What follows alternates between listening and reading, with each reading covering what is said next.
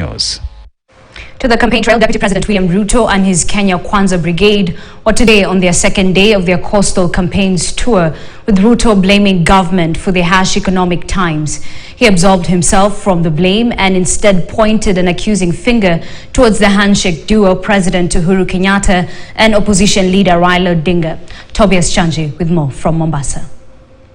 After attending his economic forum in Kwale County, Deputy President William Ruto led his Kenya Kwanza Brigade to a campaign rally at the historic Tononoka grounds in Mombasa.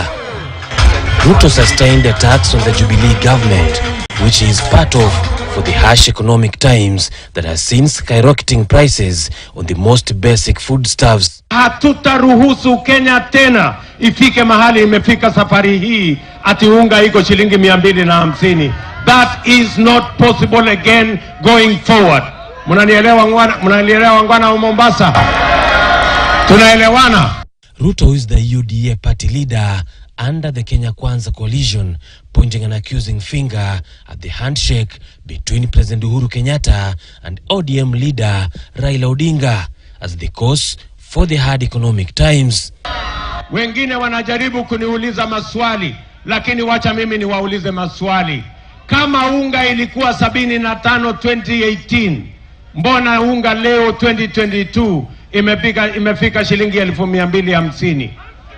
Mimi nataka niwaulize, si mheshimiwa rais mwenyewe alituambia ya kwamba mshauri wake mkubwa ni ule jamaa wa kitendawili? Alituambia, hakutuambia? Added that once he ascends to power, his priority will be to bring down the cost of living. Ya kwamba mkubali mwaka huu tutengeneze serikali ambayo inaelewa lugha ya mwananchi wa kawaida. Kenya Kwanza leaders accompanying Ruto went hard on their main rivals, the Azimio la Umoja One Kenya counterparts, as the tough hunt for coastal votes